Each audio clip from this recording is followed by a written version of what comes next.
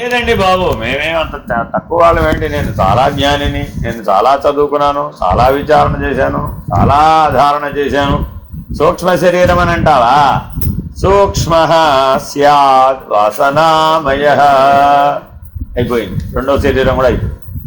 మూడో శరీరం జ్ఞాన కర్మేంద్రియై సార్ధ ప్రాణౌ తచ్చరీరగౌ. మాంసమయమైనది స్థూలమైన దేహము కాగా వాసనామయమైనది సూక్ష్మదేహం. కోరికలతో కూడిన జ్ఞానేంద్రియ కర్మేంద్రియముల ఫలమే స్థూల శరీరము కాగా బుద్ధి ప్రాణముల కలయిక ఫలమే శరీరము. ఏం ఊరికే బుర్రబద్దలు కొడుకోకలేదండి. ఈ రెండు వాక్యాలు మీకు తెలిస్తే చాలు, స్థూల సూక్ష్మాల రహస్యం విడిపోతుంది. ఎక్కడెక్కడైతే బుద్ధి ప్రాణం కలిసి పనిచేస్తాయో అక్కడ నీ సూక్ష్మ శరీరం బ్రహ్మాండంగా పనిచేస్తుంది. అది నేనే అనిపిస్తుంది. ఇందులో ఏదో ఒకటి నీ స్వాధీనమైతే, బుద్ధి కానీ ప్రాణం కానీ ఒకటి నీ చెప్పు చేతుల్లో ఉందనుకోండి, రెండోది నీ చెప్పు చేతుల్లో ఉంటుంది. అది అవతలకి బోధిక. అప్పుడు సూక్ష్మ శరీరాన్ని అధిగమించడం చాలా సులభం. స్థూల శరీరాన్ని నేను కాదని అనుకోవాలండి. కాదని అనుకోవాలంటే ఏం చేయాలి? ఆ మాంసమే నేనా అని ఒకసారి మాంసం కొట్లో వేలాడదీసినవని గుర్తు తెచ్చుకో. మనం దారిపడి పోతుంటే కనపడుతుంటాయి కదా, ఆ వేలాడదీసిన మాంసమయమే ఇది కూడా. ఒక ముస్లిం ఆవిడ మా ఇంట్లో అద్దెకు ఉందని టూలెట్ బోర్డు పెడితే, ఏమండి మేము ఉంటామని వచ్చినాం. ఈవిడేమన్నారంటే, మేము మాంసం తినే వాళ్ళకి ఇవ్వండి, మన ఒంటి మీద ఉన్నది కూడా మాంసమే కాదు. అబ్బా ఎంత గొప్పగా చెప్పిందిరా ఈవిడ. స్థూలో మాంసమయో దేహ. రఘువాక్య వృత్తి ప్రారంభమైంది ఆ వాక్యంతో. చాలా శాంతంగా చెప్పిందండి ఆవిడ, ఏమి హెజిటేట్ అవ్వలేదు. ఇంతే మాట చెప్పింది. అదే అదైతే ఇది కాదేమిటి, ఇది అదే, అది ఇదే. అంతవరకు మనం జ్ఞానవాక్యాన్ని స్వీకరించవచ్చు. మిగిలినంత వ్యవహారం, అది అనవసరం.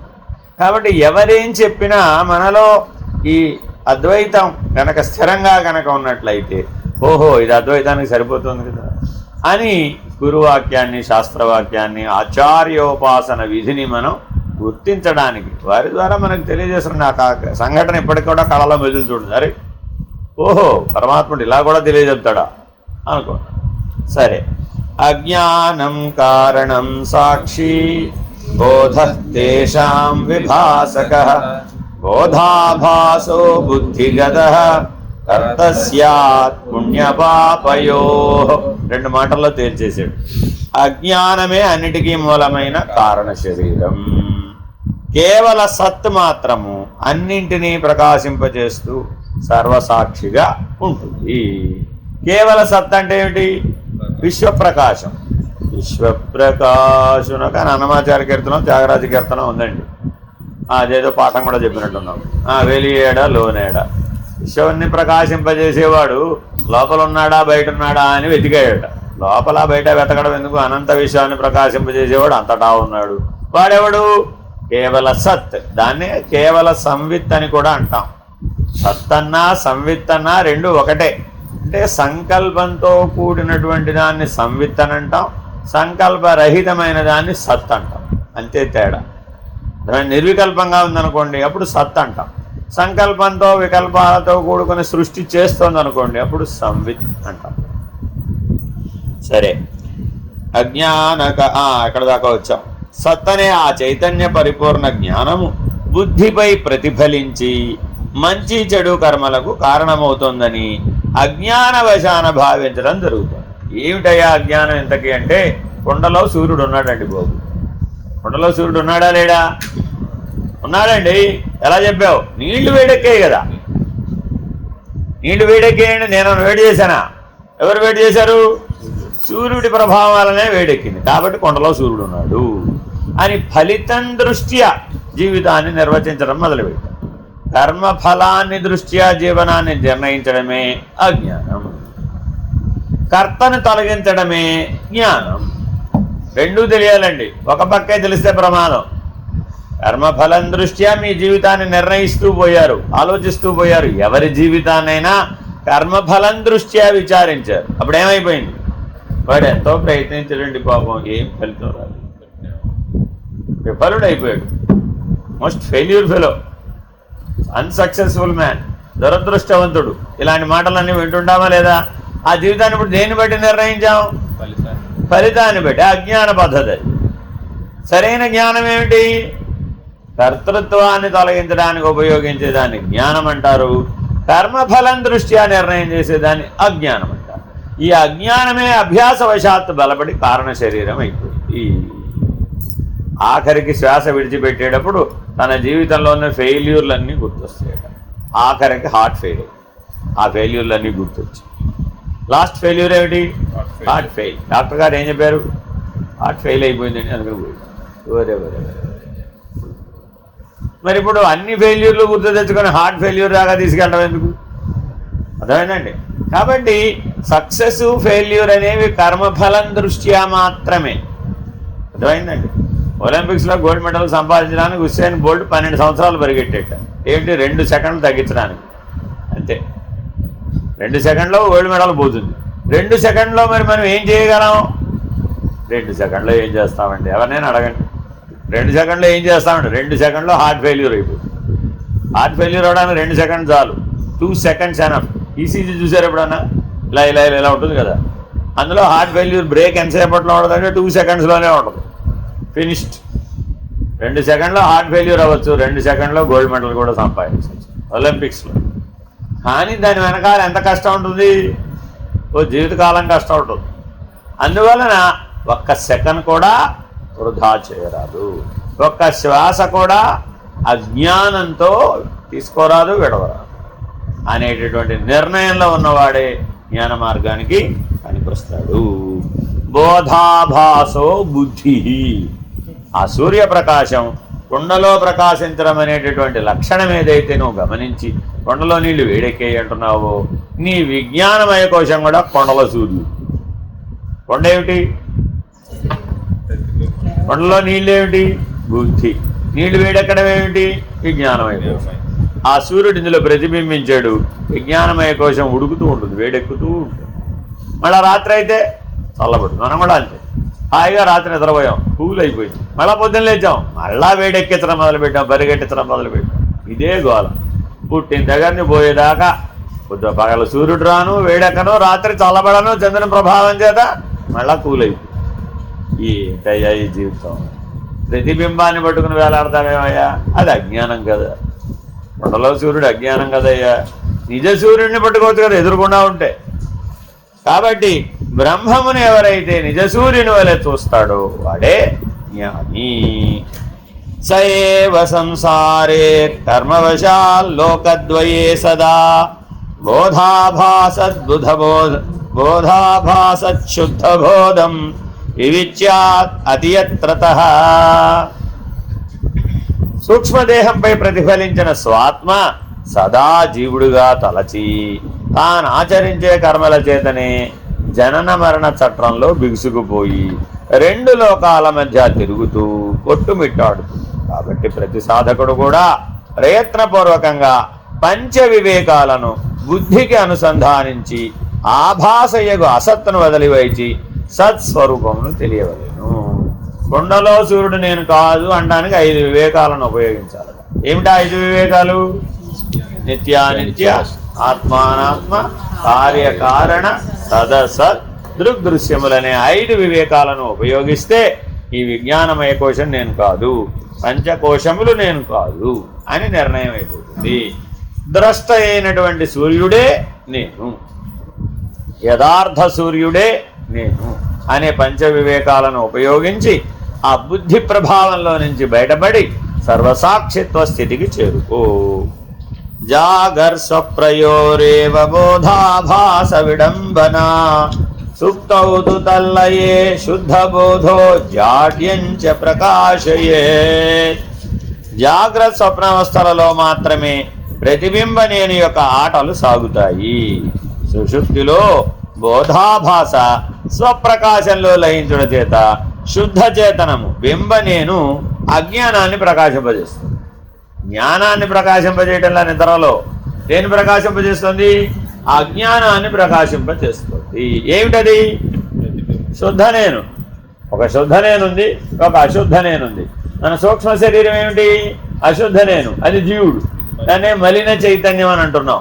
శుద్ధ చైతన్యం ఏమిటి? ఆత్మస్వరూపం. అది నిద్రావస్థలో కూడా ఉంది, అది నిద్రని ప్రకాశింపచేస్తుంది.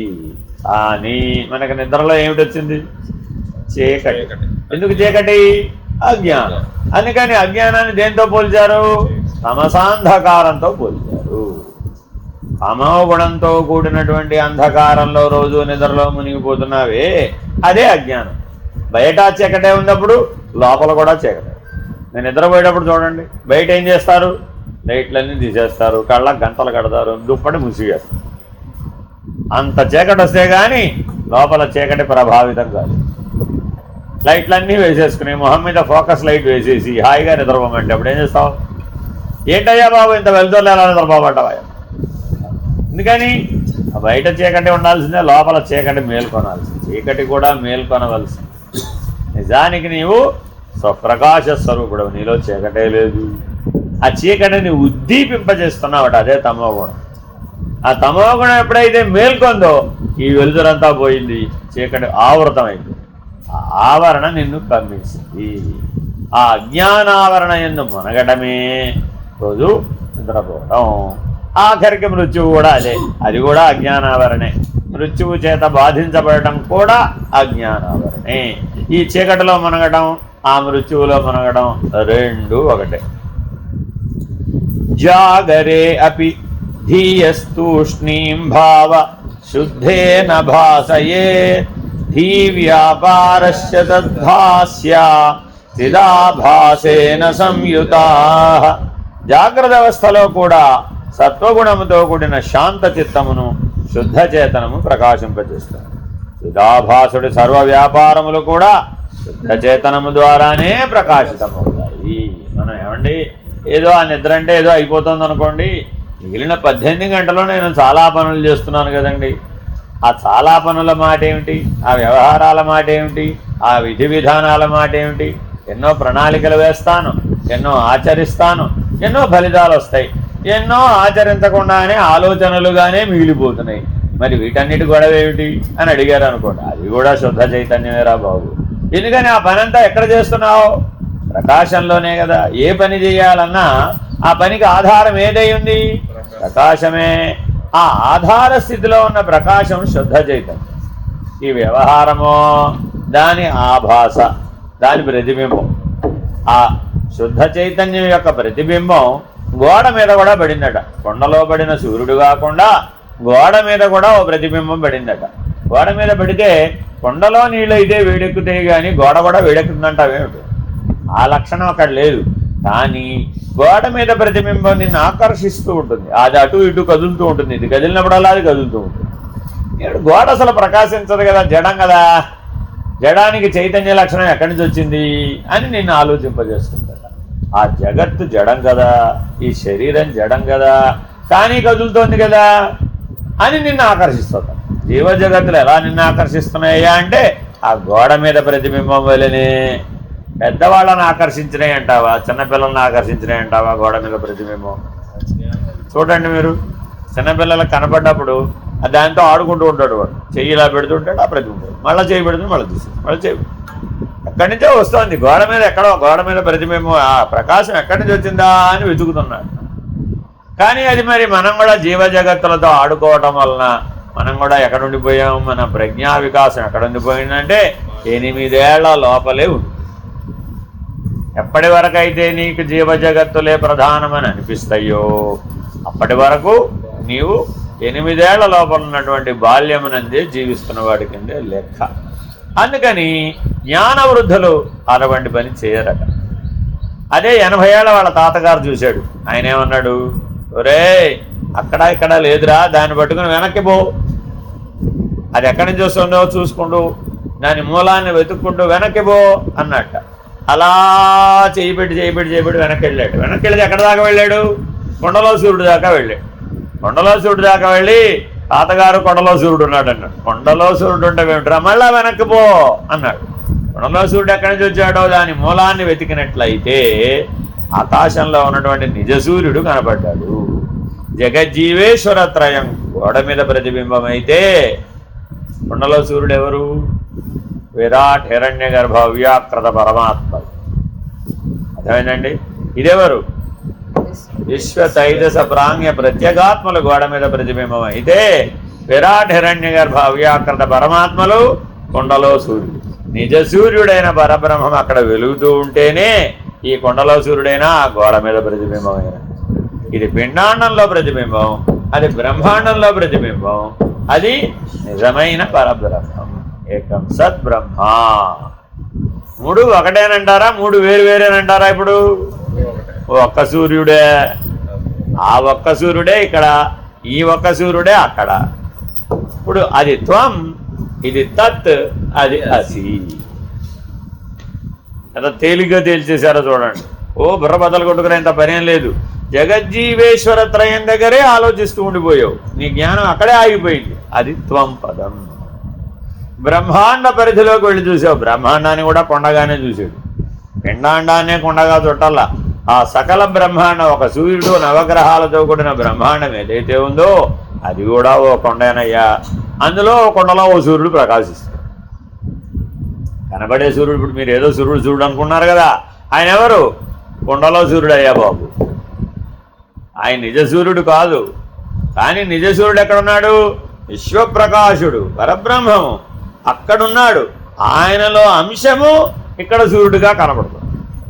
ఆ అంశంలో అంశము ఇక్కడేదో బుద్ధి ప్రచోదనంగా కనబడుతుంది.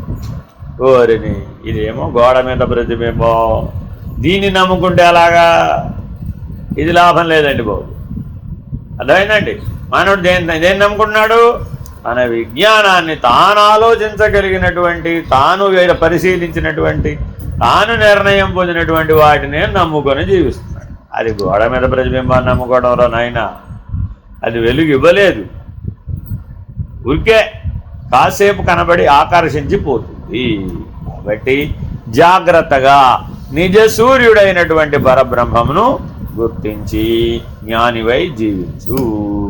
వహ్ని తప్త జలం తాపయుక్తం దేహస్య తాపకం సిద్భాస్యాధీస్తథా భాస యుక్తాన్యం భాసయేత్తథా. సూటిగా చెప్పారండి ఇప్పుడు చెప్పింది. అగ్ని సంయోగము చేత వేడెక్కిన నీరు శరీరానికి వేడిని అందించడంలో సమర్థవంతమైనట్లుగా శుద్ధ చేతనము యొక్క సంయోగము చేత బుద్ధి అన్ని వృత్తులను ప్రకాశింపజేయడంలో బహు సమర్థవంతంగా ఉంది. అందరికీ చన్నీళ్ళు చల్లేస్తున్నాయా లేదా? ఏం చేశాం? వేడినీళ్ళు పోసుకున్నాం, అంతేనా కాదా? వేడినీళ్ళ వల్ల ఏమిటి ప్రయోజనం? తాత్కాలికంగా శరీరం వేడెక్కింది, కింద ఎక్కలేదా? అప్పుడు చలి బాధ పోయిందా పోలేదా? పోయిందిగా. అసలు ఆ నీళ్లకు వేడి లక్షణం ఎక్కడి నుంచి వచ్చింది? మరో వేడి దానికి అందిస్తే కానీ అది వీలు కాలేదు. అగ్నో సూర్యుడో ఏదో ఒక వేడిని అందిస్తే ఆ వేడి నీకు ఉపయోగపడింది. ఇప్పుడు ఈ మూడు వేడులలో ఏది సత్యం? అగ్ని సత్యమా? వేడినీళ్ళు సత్యమా? నువ్వు వేడినీళ్ళు పోసుకుని చలి పోగొట్టుకోవడం సత్యం అంటావా? నేను వేడినీళ్ళు పోసుకుని సర్వంగా ఉండడమే నాకు సత్యం అన్నాం అనుకోండి. అప్పుడు ఎక్కడ ఆగిపోయాం? పిండాండం దగ్గరే ఆగిపోయాం, జగజ్జీవేశ్వర త్రయం దగ్గరే ఆగిపోయాం, త్రిపుటి దగ్గరే ఆగిపోయాం. కనీసం బ్రహ్మాండం దాకా వెళ్ళాలి. వెళితే అప్పుడు ఏమైంది? అక్షర పురుషుడు, వీడేమో క్షర పురుషుడు. ఈ ద్వంద్వానుభవాలకైతే బాధించబడేవాడు, సుఖించేవాడు ఎవరయ్యా అంటే క్షర పురుషుడు. బ్రహ్మాండ సాక్షిగా ఉన్నవాడెవడు? వాడు అక్షర పురుషుడు. విశ్వసాక్షి ఓడున్నాడు, వాడేవాడు పరబ్రహ్మ. కాబట్టి ఎప్పుడు ఎలా గుర్తుపెట్టుకోవాలి? అన్నం బ్రహ్మేతి, ప్రాణం బ్రహ్మేతి, మనో బ్రహ్మేతి, విజ్ఞానం బ్రహ్మేతి, ఆనందం బ్రహ్మేతి, కారణం బ్రహ్మేతి, మహద్బ్రహ్మేతి, సర్వం బ్రహ్మేతి, పరబ్రహ్మేతి. ఇలా ఎవరికైతే తెలిసిందో ఎన్ని లక్షణాలండి ఇప్పుడు? అన్నం బ్రహ్మేతి, ప్రాణం బ్రహ్మేతి, మనో బ్రహ్మేతి, విజ్ఞానం బ్రహ్మేతి, ఆనందం బ్రహ్మేతి. అయిపోయింది, పిండాండం అయిపోయింది. నెక్స్ట్ కారణం బ్రహ్మేతి, సర్వం బ్రహ్మేతి, మహద్ బ్రహ్మేతి, సర్వం బ్రహ్మేతి, పరబ్రహ్మేతి. పరాత్పరః ఏవ దశమః. దశముడు ఎవడయ్యా? ఆ పరాత్పరుడే దశముడు. వాడు అవతలివాడు. దేనికి అవతలివాడు? అవ్యక్తానికి అవతలివాడు. బ్రహ్మణోరవ్యక్త అంటున్నాం కదా. ఆ అనంత విశ్వాన్ని ప్రకాశింపజేసేవాడు పరబ్రహ్మమైతే ఆ వాడికి అవతలి వాడెవడో వాడు పరాత్పరుడు. పరుడు పరాత్పరుడు. పరుడెవ్వడు పరాత్పరుడెవ్వడు? ఎవరు అడుగుతున్నారు? ఏమండోయ్, పరుడెవరు పరాత్పరుడెవరు? విశాలాక్షి గారు. అది గజేంద్రుడు అంతటి వాడు అడిగాడటయ్యా. ఏనుకొన్న తెలివి మనకు లేకపోతే అలాగా అంటే ఏను కాదు సుమి, అది జీవుడు. అర్థమైందండి? భాగవతాన్ని అర్థం చేసుకునేప్పుడు కథలు పాత్రల్లో ఉన్న పాత్రలు సత్యం అనుకోకూడదు. ఆ స్థానంలో మనల్ని పెట్టారనమాట. జీవుడు అడిగాడు పరమాత్మని సాక్షాత్కరించగానే, పరుడెవడు పరాత్పరుడెవడో అయ్యా బాబు, వాణ్ణి వేడుకున్నాను. ఇప్పుడు ఎవడు దిగి రావాలంటే అన్నం బ్రహ్మేది దాకా ఆ పరాత్పరుడు దిగి రావాలట. వాడెందుకు దిగి వస్తాడు? మన తెలివేది. ఆయన ఏదో ఇక్కడికి వచ్చి కనపడవచ్చు కదా, నాకు నేను తెలుసుకుంటా కదా. అప్పుడు నన్ను అక్కడ దాకా రమ్మంటాం ఎందుకు? నేను రా, వాడే ఇక్కడికి దిగి రావచ్చుగా. ఎలా ఉంటుందట మనలోని శఠం. దీన్ని ఏమంటారండి? శఠం. పిల్లవాడు చూడండి శఠిస్తాడట, నేల మీద కూర్చుని పడుకుంటాడు. వాళ్ళ అమ్మాయి వంగి ఎత్తుకోవాల్సింది. లేవరా ఎత్తుకుంటా, వాళ్ళు లేవడు, ఆవిడే పాపం కిందకి వంగి ఎత్తుకోవాలి. దాన్ని ఏమంటారండి? శఠం. అందుకని ఆలయాలలో మందిరాల్లో శఠగోపం. ఆ దేవుడే దిగి రావాలనేటటువంటి పంతం ఏదైతే ఉందో ఆ శఠమును వదిలిస్తే తప్ప నీవు జ్ఞానివి అలేవు. రూపాదౌ గుణదోషాది వికల్ప బుద్ధిగా క్రియా ఆ క్రియా విషయై సార్థభాసయంతి చితిర్మతా. రూపరసగంధాది విషయాలలో గుణదోషాలను ఎంచుట బుద్ధి యొక్క వికల్పమే. బుద్ధి యొక్క ఈ సమస్త వ్యవహారాన్ని కూడా శుద్ధ చేతనమే ప్రకాశింపజేస్తోంది. ఏమిటండి ఆ వంకాయ కూర వండటం? అల్లం పచ్చిమిరపకాయ లేదు, కనీసం కూరపడన్నా వేయలేదు. ఏమిటో ఊరికే తాలింపు వేసి పట్టుకొచ్చారు. అలా బాగుంటుందా వంకాయ కూర? ఎలా తెలుసుకున్నావు? బుద్ధి ప్రచోదనం ద్వారా. ఈ వంకాయ కూర బాగుందో లేదో చెప్పే బుద్ధి ప్రచోదనం ఏదైతే ఉందో, ఈ తెలివి ఎక్కడి నుంచి వచ్చింది నీకు అని తెలివిని అడగవయ్యా. నీకు ఆ తెలివి ఎక్కడి నుంచి వచ్చిందని ఆ తెలివిని అడుగు. తన మూలాన్ని గురించిన ప్రశ్నని తాననే అడిగినట్లయితే అప్పుడు ఈ వంకాయ కూర వైపు వెళ్ళడం మానేస్తుంది. దేని వైపు వెళుతుందండి?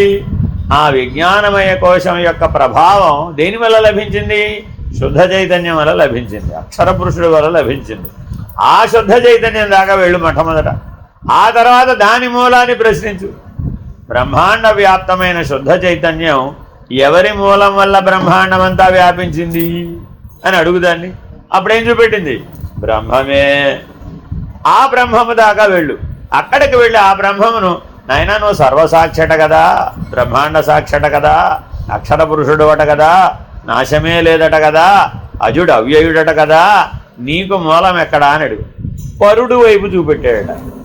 అంటే ఒక్కొక్కటి ఒక్కొక్క మెట్టు తన మూలాన్ని తాను వెతుకుతూ వెళ్ళినట్లయితే ఆఖరికి ఎక్కడికి వెళ్ళాగాడ?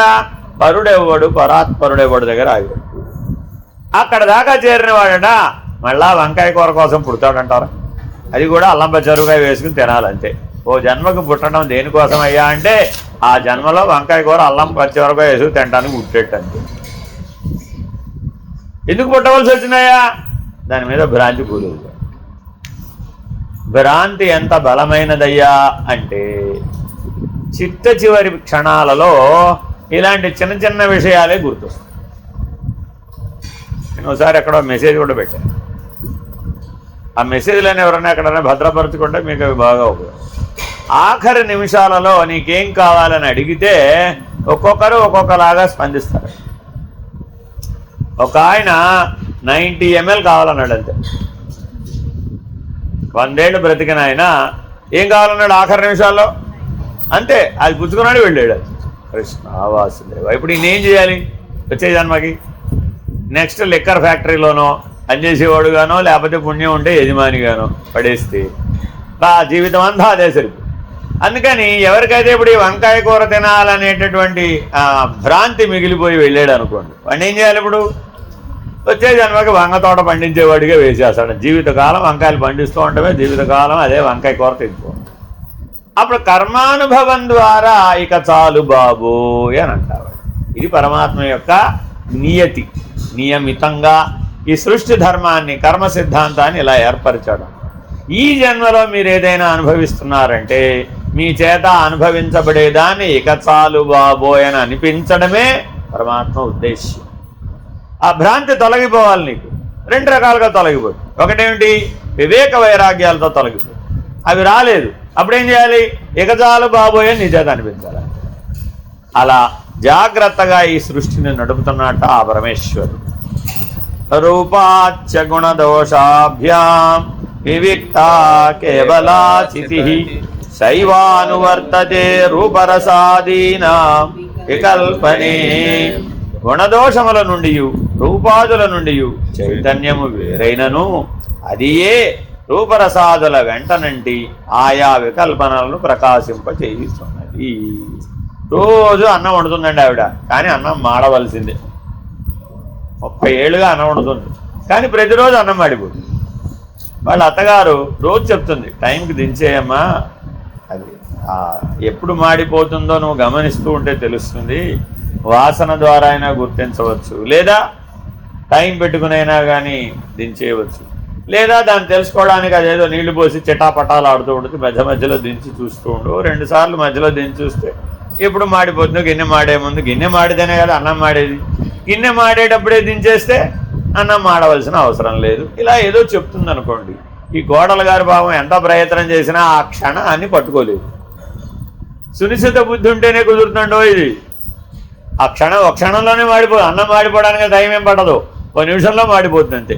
కరెక్ట్గా ఆ నిమిషం ముందు దించేశాడు అనుకోండి, పర్ఫెక్ట్గా వచ్చేస్తుంది. అదే 5 నిమిషాల ముందు దించేశాడు అనుకోండి, అన్నీ నీళ్ళే ఉంటాయి. 5 నిమిషాల తర్వాత దించుదాంలే అని ఏదో పనిలో పడ్డాడు అనుకోండి, శాంతం మాడిపోయి ఎవరికి ఉపయోగం. అందుకని అత్యవసర అన్నం ఉడకడంలోనే బ్రహ్మ విద్య అంతా ఇముడ్చేశారు. ఆవిడ పరమాత్ముడు ఏమంటున్నాడు? ఏ తత్క్షణమే నీకు స్ఫురించాలి నీవు బ్రహ్మమని. 1 నిమిషం తర్వాత అయిపోయింది, మాడిపోయింది. 5 నిమిషాల ముందు నుంచే నేను అనుకున్నాను, అబ్బా అప్పుడు ఎగరదయ్యా బాబు, నీళ్ళు. కాబట్టి నీ జ్ఞానం ఎప్పుడు స్ఫురించాలట? ఏ తత్క్షణమే. అలా నీకు జగజ్జీవేశ్వర త్రయంలో స్ఫురిస్తుందా లేదా? స్ఫురిస్తుందిగా. దైవ దర్శనానికి వెళ్ళాడండి, అప్పుడే కళ్ళు మూసుకుని తల వంచి హృదయంలో నమస్కరిస్తూ బయట కూడా నమస్కరిస్తున్నాడు కదా. మరి అప్పుడే అలా చేయాలని ఎవరు చెప్పారు? నీకే స్ఫురించింది కదా. అలాగే లోక వ్యవహారంలో కూడా స్ఫురిస్తోంది కదా. కాబట్టి స్ఫురించే లక్షణం నీలో ఉందా లేదా? ఉంది. కానీ ఎడితిపి వాడుతున్నావు దాన్ని అంటే వ్యవహారం వైపు, లోక వ్యవహారం వైపు వాసనాత్రయంతో కూడుకుని వ్యవహరిస్తున్నావు. ఆ రూపరసాదులనే వాటి నుండి ఆయా వికల్పనలు పనిచేస్తున్నాయి. కాబట్టి ఆ వికల్పము నుంచి వెనక్కి మరలించినట్లయితే, నీ స్వరూపం వైపు గనక ఈ స్ఫురణను తిప్పినట్లయితే నీవు నీ ఆత్మస్వరూపాన్ని, బ్రహ్మస్వరూపాన్ని గుర్తించడానికి చాలా సులభం. లేకపోతే కొత్త తేవాలంటే చాలా కష్టం. అసలు స్ఫురించే శక్తి లేదనుకోండి, ఒక మేక గారికి అన్నం మాడకుండా దించమన్నాం అనుకోండి, అది ఎలా దించుతుంది? అన్నం మాడడం అనే విషయం దానికి బోధపరచాలంటే కుదిరే పని కాదా. ఎందుకని? దానికి ఆకులు అలములు మాత్రమే తెలుసు. అంతే. అన్నము మాడడం, అత్యవసర పెట్టడం, ఒక మేక గారికి స్ఫురింపజేయాలంటే ఎప్పటికైనా అవుతుందా? 1,00,000 సంవత్సరాలు దాన్ని ట్రైనింగ్ ఇద్దామండి. ఎప్పటికైనా మేక గారికి అన్నం మాడటం గురించి చెప్పగలుగుతామా? చెప్పలేము. ఎందుకని? దానికి ఆ స్ఫురించే శక్తి లేదు. కానీ మానవుడికి ఆ స్ఫురించే శక్తి ఉన్నది, జన్మతః ఉన్నది. కానీ దాన్ని సద్వినియోగం చేయకపోవడమే పెద్ద సమస్య. దురభ్యాసం, వాసనామయ దేహంతో కూడుకునే అభ్యాసం చేయడమే ఆ స్ఫురణని దురభ్యాసమైపోయి నీవు నీ స్వరూపాన్ని గుర్తించలేకపోతున్నావు. క్షణే క్షణే స్యధాభూతాని వికల్పాశ్చితేర్నతు ముక్తాసు సుప్రద్బుద్ధికల్పేషు చిత్తిస్తథా. బుద్ధి వికల్పములు క్షణక్షణం మారుతున్నాయి, కానీ చైతన్యంలో మార్పు లేదు. ముత్యాల మాల యందలి ముత్యములు వేరువేరుగా ఉన్నను దారం ఒకటిగానే ఉండునట్లు బుద్ధి వ్యాపారములు మారుచుండినను చైతన్యము ఏకముగానే ఉండి సర్వానుగతమై వృత్తి మార్పులు లేకుండా వెలయుచుండును. ఒక్కొక్క జన్మలో ఒక్కొక్క పని చేశావు. ఓ జన్మలో డాక్టర్, ఓ జన్మలో యాక్టర్, ఓ జన్మలో లాయరు, ఓ జన్మలో పోలీసు, ఓ జన్మలో జడ్జి, ఓ జన్మలో గృహిణి, ఓ జన్మలో ఉద్యోగస్తుడు, ఓ జన్మలో వ్యాపారస్తుడు, ఓ జన్మలో స్త్రీ, ఓ జన్మలో పురుషుడు, ఓ జన్మలో ఖగచరం, ఓ జన్మలో భూచరం, ఓ జన్మలో ఉభయచరం, ఓ జన్మలో జలచరం, ఓ జన్మలో అమీబా. ఇలా ఎన్నెన్నో 84 లక్షల జీవరాశులంతటా ప్రవర్తించేది ఒక్క విజ్ఞానమయ కోశం అనే జీవుడే.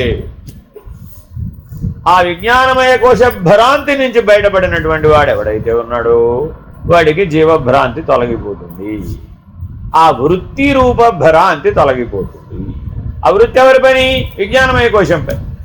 ఏ వృత్తి అన్నా కావచ్చు. ఓ జన్మలో కొండలు చేసేవాడు, ఓ జన్మలో కమ్మరివాడు, ఓ జన్మలో కొమ్మరివాడు, ఓ జన్మలో కంసాలివాడు, ఓ జన్మలో వడ్లబద్దుడు అంటే అర్థం ఏంటి? చెక్క పని చేసే ఆయన. ఓ జన్మలో దేవతా శిల్పాలు చెక్కేటటువంటి శిల్పి.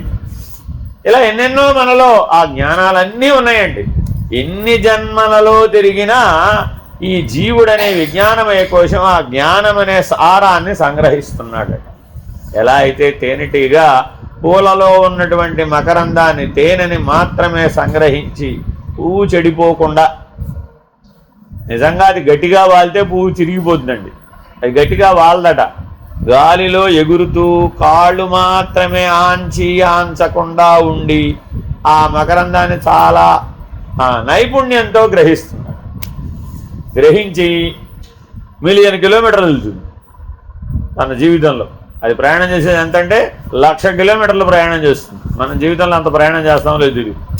ఒక్క తేనెటీగా తన జీవితంలో 1,00,000 పూల నుంచి మకరందాన్ని సేకరిస్తుంది, 1,00,000 కిలోమీటర్లు ప్రయాణం చేస్తుంది, కేవలం రాణి ఈగ సుఖం కోసం. మన జీవితం కూడా తేనెటీగ కంటే మనకేం తెలివితేటలు ఉన్నాడు? మన తెలివి దేంతో పోల్చాడండి? ఇప్పుడు తేనెటీగ వడ్డీ వాడివే. మానవుడు ఏం చేశాడట? వెళ్ళాడు, పగ పెట్టాడు, ఈగలన్నీ పారదొలాడు. అది జీవితకాలం కష్టపడి తయారు చేసినటువంటి తేనె పెరని కోసి తెచ్చుకున్నాడు, హాయిగా సుఖించాడు. ఎవడు తెలివైనవాడు? ఎవడు తెలివైన వాడంటే నీకంటే తేనెటీగే తెలివైన బొమ్మన్నాడు పరమాత్మ. ఎందుకని? అంత పని నువ్వు చేయాలంటే అప్పటికీ చేయలేవు. అసలు ఆ నైపుణ్యమే నీకు లేదు. పూలలో మకరందాన్ని సేకరించగలిగే నైపుణ్యం మానవుడికి ఎప్పటికీ రాదు. ఎందుకని? అది జన్మతః వచ్చింది. నీకు కూడా ఒక జన్మతః ఒకటి వచ్చింది, ఎదుటి వాడి శ్రమను దోచుకోవాలి. అంతే కదా? 1,00,000 తేనెటీగలు కలిసి ఒక తేనె పట్టు పెడతాయండి. వీడెళ్ళి ఆ అనువైనటువంటి సమయం చూసుకుంటాడు, కకామని దాన్ని కోసుకొచ్చేసి హాయిగా 3 నెలలు 6 నెలలు ఆ తేనెని సుఖిస్తాడు. కాబట్టి దోచుకోవడం దాచుకోవడం రెండూ ప్రమాదకరమే. అదేం పొరపాటు చేసింది? దాచుకుందట. అన్ని వేళలలో పూలు దొరకవు కదా, పూలు దొరికే వసంతకాలంలోనే నేను ఈ మకరందాన్ని సేకరించి పెట్టుకోవాలి అని ఆ చైత్ర వైశాఖ మాసాలలో బాగా తేనెటీగలు వృద్ధి చెందుతాయండి. అన్ని పూలు వస్తాయి, అన్ని చెట్లకి పూలు వస్తాయి. ఆ పూలలో ఉన్న మకరందాన్ని దాచుకుందట. అది దాచుకోబట్టే కదా వీడు దోచుకున్నాడు. ఆ దాచుకోవడము అజ్ఞానమే, ఈ దోచుకోవడం కూడా అజ్ఞానమే. రెండు ధీ విశేషములే, రెండు బుద్ధి ప్రచోదనమే, బుద్ధి వృత్తులే, విజ్ఞానమయ కోశ వృత్తులే. కాబట్టి అక్కడా జీవుడే, ఇక్కడా జీవుడే. మనం కూడా ఒకప్పుడు ఎప్పుడో తేనెటీగానే పుట్టుంటాం. అందుకే మనకి తెలివితేటలు చాలా ఎక్కువ ఉన్నాయి. అందుకే మనం కూడా దాచుకోవడం దోచుకోవడం రెండు పనులు చేస్తూ ఉంటాం. రేపటి గురించి అది దాచుకోకపోతే అలాగే. కాబట్టి చాలా జాగ్రత్తగా ఈ వికల్పములను సాక్షిగా పరిశీలించు. విజ్ఞానమయ కోశంలో కలిగేవన్నీ వికల్పములే. ఎందుకు వికల్పం అని అంటున్నాడు? సంకల్పం అని ఎందుకు అనలేదు? మానవుడు ఏమనుకుంటున్నాడు? నేను సంకల్పించానండి అంటూ. నువ్వు సంకల్పించలేదురా బాబు. జీవుడికి సంకల్పించే శక్తి లేదు, కేవలం వికల్ప శక్తి మాత్రమే ఉంది నీకు. ఎందుకని? సంకల్పం అంటే తన స్వరూపాన్ని, తన మూలాన్ని తాను గుర్తించి ఆ స్వరూప స్థితిలో ఉంటే వచ్చేటటువంటి కదలిక సంకల్పం. ప్రతిబింబంలో వచ్చే కదలిక కాదది, బింబంలో వచ్చే కదలిక. ఈ జీవుడెవరు? ఆభాసుడు, చిదాభాసుడు, ప్రతిబింబం. కాబట్టి ఈ ప్రతిబింబం కూడా కదిలినట్టే కనబడుతోంది. కొండలో సూర్యుడు కూడా కదిలినట్టే కనబడుతోంది, గోడ మీద ప్రతిబింబం కూడా తదనుగుణంగా కదిలినట్టే కనబడుతుంది. చూడండి, అందుకని ఆత్మబోధలు ఆయన అంటారు, ఒక సరస్సులో చంద్రుని ప్రతిబింబాన్ని చూస్తున్నామట. సరస్సులో నీళ్లు గాలి కదిలినాయట. ఆకాశంలో చంద్రుడు కూడా కదిలినట్టు కనబడుతుంది. ఇక్కడే చంచలత్వం ఉందో అక్కడ కూడా అదే చంచలత్వం ఉందని భ్రాంతి చెందాడు.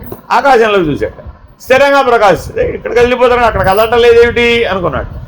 ఇప్పుడు ఈ కదలిక సత్యం అంటావా, ఆ కదలిక లేకపోవడం సత్యం అంటావా? బుద్ధేశ్చలన కారణం అంటాడు ఆత్మబోధరాజుగా.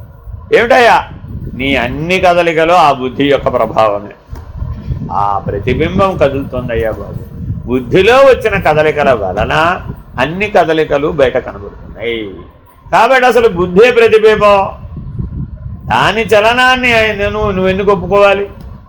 దాని వెనక ఉన్నటువంటి నివృత్తి మార్గంలో నీ స్వరూపాన్ని కనుక గుర్తించినట్లయితే ఈ భ్రాంతి తొలగిపోతుంది. ఇంకేం చెప్తున్నారు ఈ సూత్రంలో? మన కదలికలన్నీ కూడా ముత్యాలు లాంటివి. మన జీవితంలో మన కదలికలన్నీ ఎటువంటివండి? ముత్యాలు లాంటివి. ముత్యాలు సహజమేనా? సహజమా కృత్రిమమా? కృత్రిమ ముత్యాల గురించి చెప్పడం లేదు, సహజ ముత్యాల సంగతి. అసలు ముత్యాలు సహజమేనా? ఒక జీవి యొక్క తెలుసా మీకు ఎవరికైనా? ఒక జీవి యొక్క అదేం చేసిందంటే దాని సెలైవ ఉమ్మి ఉంటుంది కదా, ఆ ఉమ్మిని స్రవిస్తూ ఉంటుందండి. ఆ ముత్యపు చెప్పలో ఉన్నటువంటి జీవి దాన్ని ఏదో అంటారు, మలక్కానో ఏదో అంటారు దాన్ని. అది దానికి శాస్త్రీయ నామం ఏదో ఉంది. అది అదేం చేస్తుందంటే ఆ చిన్న రేణువు, ఒక ఇసుక రేణువునో లేకపోతే ఏదో ఒక జడ పదార్థాన్ని స్వీకరించి దాని చుట్టూతా తన సెలైవాతో అల్లుకుంటూ ఉంటుంది. ఒక సాలిడ్ ఎట్టయితే అల్లుకుంటుందో అట్లాగే ఆ ముత్యపు జీవిలో ఆ చెప్పలో ఉన్న జీవి కూడా అలా అల్లుకుంటుంది. అలా అల్లుకోగా ఆ సెలైవ గట్టిపడిపోతుంది. అంత కాల్షియమే, వేరే ఏం లేదు దాని నిండా. అంత ముత్యపు చెప్ప భస్మం దొరుకుతుంది మనకు, అర్థమైందండి? కాల్షియం తక్కువైన వాళ్ళని అది వేసుకోమంటాం, అప్పుడు తగ్గిపోతుంది. శంఖభస్మం అని శంఖాలు చూర్ణం చేయడం, ముత్యాలను చూర్ణం చేయడం, అవన్నీ వాటన్నింటిలో కూడా ప్రవాళ భస్మం అంటారు. దాంట్లో కూడా కాల్షియమే ఉంటుంది. సరే, ఇంతకీ గొడవంతా ఏమిటయ్యా అంటే దాని ఉమ్మిని గట్టిపడిపోతే అది ఒక ఆకారంలో ఘనీభవిస్తే కాలాంతరంలో, వెంటనే అవ్వదండి, అది 1 సంవత్సర కాలం పడుతుంది. అది ఎంత పడుతుంది అంటే 1 సంవత్సర కాలం కనుక ఉమ్మిని ఒక చోట వేస్తూ ఉంటే అది రాయిలాగా గట్టిపడిపోతే అది మెరుపు వచ్చి, దానికి మెరుపు వచ్చిందట. ఇప్పుడు మన గొడవ అంతా ఏంటి? ఇప్పుడు దాని స్వభావ సిద్ధమైన మూల పదార్థం ఏముందని మనం విచారించటల్లా, మెరుస్తుందా లేదా, ముత్యాలు మెరుస్తాయా లేదా, పట్రాయిదే. ఆ మెరుపుగా ఉన్నవన్నీ వేసేసుకుని ఆ మెరుపు మెరిసే ముత్యాలు వేసి తాను కూడా మెరిసిపోతున్నానని భ్రాంతి అంతే. వాస్తవానికి ఎంగిలి ఎవరైనా మెళ్ళ వేసుకుంటారు. కృష్ణ కృష్ణ అదేనమ్మా తల్లి, ఆ స్వాతి చినుకు గొడవ వేరే, అది మన కోసం చెప్పారు, దానికోసం చెప్పలేదు. అది మన తెలివితేడలు. అంటే మనకి స్వరూప జ్ఞాన స్ఫురణ ఎలా వస్తుందట? ఆ స్వాతి చినుకు నాడు ఎలా అయితే ఒక చినుకు అందులో పడితే అది ముత్యమైందో అలా రెప్పపాటులో జరుగుతుందట. ఆ నిరీక్షణ అనే సాధన కోసం చెప్పారు. అది మనకి చెప్పిన మాట. అది నిజంగా స్వాతి ముత్యం లేదు భూమండలంలో, సృష్టిలో అది లేదమ్మా. ఎప్పుడూ గుర్తుపెట్టుకోండి, ఏదైనా ఉపమానం చెప్తే వేదాంతంలో అది నీ విజ్ఞానమయ కోశాన్ని తన మూలం వైపు తిప్పడం కోసం చెప్పినటువంటి ఆచార్య సద్బోధన. అర్థమైందండి? గగన కుసుమాన్ని వెతుకు అంటాం. గగన కుసుమాన్ని వెతికితే ఎక్కడ వెతుకుతావు? ఆకాశంలో పుష్పం లేదు, ఎంత వెతికినా అది కనపడదు. ఈ శిష్యుడంతా మరి అన్ని తిప్పలు పెట్టొచ్చా? పెడితే తప్ప వాడికి పరిణామం బుద్ధి రాదు, మరి స్వరూప జ్ఞానం వైపు తిరగడం. మరి అందుకని ఆశ్రమాలలో మందిరాలలో ఆచార్యులందరూ కూడా మిమ్మల్ని నానా తిప్పలు పెడుతూ ఉంటారు. పొద్దున్నే లేవాల్సిందేనంటారు, రాత్రి మేలుకోవాల్సిందేనంటారు, అన్ని పనులు చేయాల్సిందేనంటారు, నేను అనుకోవద్దంటారు, నాది అనుకోవద్దంటారు, అన్నీ వదిలేయమంటారు. అదేమిటో తెలీదు. అన్నీ పట్టుకోమని చెప్పాలి కానీ అన్నీ వదిలేయమని చెప్తే అలాగండి. ఇలా ఎన్నెన్నో తిప్పలు పెడితే కానీ నీ విజ్ఞానమయ కోశం తన ప్రతిబింబాన్ని వదిలేసి బింబం వైపు తిరగదనమాట. ఆ పరిణామంలో భాగంగా అవన్నీ చెప్తుంటారు. కాబట్టి ముత్యాలు ప్రధానమా, ముత్యాల లోపల ఉన్న దారం ప్రధానమా? ఇంతకీ సరే, ఆ మెరుపులు కావాలండి. మనకి మెరుపులు కావాలంటే ఏం చేయాలి? దాన్ని దారానికి గుచ్చాలి. ఆ గుచ్చినటువంటి దారంతో ఉన్న ముత్యాల దండని మనం వేసుకోవాలి. కానీ మన మాటలలో ముత్యాలు ఉన్నాయంటారా? మన ఆలోచనలలో ముత్యాలు ఉన్నాయంటారా? ముత్యాల సరం అని ఒక ఛందస్సు ఉందండి. ఆ ముత్యాల సరంలో రాయబడిందే సీతపాట. అర్థమైందండి? ఇలా ఎన్నో ఉన్నాయండి. ఆ ఛందస్సు చాలా విశేషమైనటువంటిది. ద్విపద అన్నీ కూడా ముత్యాల సరం ఛందస్సులో రాయబడతాయి. జాగ్రత్తగా మీరు గమనిస్తే మీ మాటలలో ముత్యాలు ఉండాలట. నవ్వితే ముత్యాలు రాలిపడిపోతాయట. ఎవరికో ఒక ఆవిడికి ఆ కొత్త పెళ్లి కూతురు కోడలు గారిని అత్తగారు పొగడాలండి. అప్పుడు ఎలా పొగుడుతుంది? మా కోడలు నవ్వితే చాలండి బాబు, ముత్యాలు రాలిపడిపోతాయి. మా అమ్మాయి అసలు మాట్లాడదండి, మాట్లాడితే అక్కడ ముత్యాలు రాలిపడిపోతాయో అని. చూడండి, మనం తెలివితేటలంటే ఈ ముత్యాలను ఎలా పడితే అలా వాడేసుకుంటూ ఉంటాం. కానీ నిజానికి దాన్ని ఎలా చూడాలట? ఆ ముత్యాల అప్రధానం, దానికి ఆధారమైనటువంటి సూత్రాత్మ ప్రధానం. ఒకే సూత్రాత్మ మీద అన్నం బ్రహ్మేతి నుంచి పరం బ్రహ్మేతి దాకా గుచ్చబడ్డాయి. నువ్వు దేన్ని గమనిస్తున్నావు? ఆ సూత్రాత్మని గుర్తించు, అది నీ స్వరూపం. ముక్తాభిరావృతం సూత్రం ముక్తయోర్మధ్య ఈక్ష్యతే తథా వృత్తి వికల్పైశ్చ తత్ స్పష్టా మధ్యే వికల్పయో. అదే విషయం చెప్తున్నాడండి. దారము ముత్యముల వలన ఆవరింపబడి ఉన్నను, రెండు ముత్యముల నడుమ కనిపించుతూనే ఉండునట్లు బుద్ధి వృత్తి వికల్పముల వలన చైతన్యము ఆవృతమై ఉండినను వికల్పద్వయ మధ్యమున స్పష్టముగా తోచుతూనే ఉన్నది. ఏమండి? స్వరూపాన్ని గుర్తించండి, స్వరూపాన్ని గుర్తించండి అంటారు. ఎట్లా గుర్తించమంటారండి? శ్వాసకి శ్వాసకి మధ్యలో, ఆలోచనకి మధ్యలో, ముత్యానికి మధ్యలో దారం కనపడ్డట్టుగా ఈ సూత్రాత్మ కనబడుతుంది. ఆ మధ్యలో చూడగలగడాన్నే ధ్యానం అంటున్నాం. ధ్యానం అంటే అర్థం ఏమిటి? ఒక శ్వాసకి మరొక శ్వాసకి మధ్యలో కుంభకం ఉంది. ఆ విలంబం మధ్యలో గ్యాప్ ఉందండి. ఆ గ్యాప్ని పెంచాలట. ఎంత పెంచాలయ్యా? ఓ జీవితకాలం అంతా. అంతే. అలా ఉండిపోయాడు. అంతే. అలా ఉండిపోతే ఇప్పుడు ఏం కనబడుతుంది అక్కడ ఆయనకి? ఆ మధ్యలో ఉన్న సూత్రాత్మే కనబడుతుంది, దారమే కనబడుతుంది. ఆలోచనకి మధ్య దూరం పెంచేసాం. మాటకి మధ్య దూరం పెంచేసాం. ఏమైపోతుంది? మౌనం అయిపోతుంది. ఆలోచనకి మధ్య దూరం పెంచేసాం. ఏమైపోయింది? మానసిక మౌనం అయింది. బుద్ధిలో కదిలే కదలికల మధ్య గ్యాప్ పెంచేసాం. వికల్పాల మధ్య గ్యాప్ని పెంచేసాం. ఏమైపోయింది? ప్రకాశం అయిపోతుంది. మాకు ప్రకాశ దర్శనం వచ్చిందండి అంటున్నారే, అది ఎక్కడి నుంచో బయట నుంచి రాలేదు. నీ విజ్ఞానమయ కోశంలో ఉన్న వికల్పాలను అలా దూరం జరిపేశాం.